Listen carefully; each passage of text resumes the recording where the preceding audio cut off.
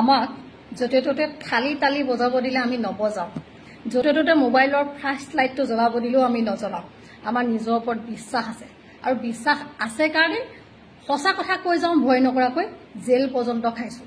আপোনালোকে সকলোৱে জানে যে 2018 চনত মই 10 দিনকৈ জেল খাইছোঁ। কিহৰ কাৰণে? একমাত্ৰ সঁচা কথা কোৱাৰ কাৰণে। কাৰণ সেই সময়ত তেতিয়াৰ ৰাষ্ট্ৰপতিগৰাকী ৰামনাথ কোবিন্দ ডাঙৰীয়াক জগন্নাথ মন্দিৰলৈ যাব দিয়া হোৱা নাছিলে। এটা পেপাৰ কাটিং আছিলে, সেইটোক লৈ মই লিখিছিলোঁ যে দেশৰ প্ৰথম নাগৰিক হোৱা স্বত্তেও এজন মানুহে দলিত হোৱাৰ বাবেই যে মন্দিৰৰ মানে গৰ্ভগৃহলৈ যাব পৰা নাই, সেই বস্তুটোক লৈ আচলতে আমি ধৰ্মীয়ভাৱে ইমান অন্ধবিশ্বাসৰ বলি হৈ আছোঁ। এনেকৈ হ'লে আমি উন্নতি কৰিব পাৰিমনে? সেই কথাটো লৈয়ে মই আচলতে হিন্দু মুছলিম খ্ৰীষ্টিয়ান সকলোকে ক্ৰিটিচাইজ কৰিছিলোঁ, কিন্তু সেই কথাটোৰ ওপৰতে মোৰ ওপৰত কেছ দিয়া হৈছিলে।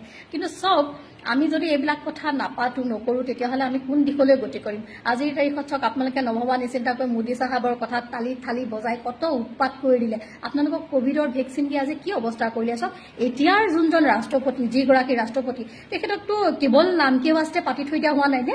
তেখেতক পুনৰবাৰ ৰাম মন্দিৰৰ উদ্ঘাটনত নামাতিলে, নতুন ৰাষ্ট্ৰপতি ভৱনৰ উদ্ঘাটনত নামাতিলে। আমিতো শুনিবলৈ পাইছোঁ তেখেতে কাক লগ কৰিব নকৰিব এইখিনিও পিএমঅ অফিচৰ পৰাহে নিৰ্ধাৰিত কৰি দিয়ে। তেতিয়াহ'লে ভাবকচোন আপুনি দেশখনত প্ৰকৃতাৰ্থত হৈ আছে কিয়?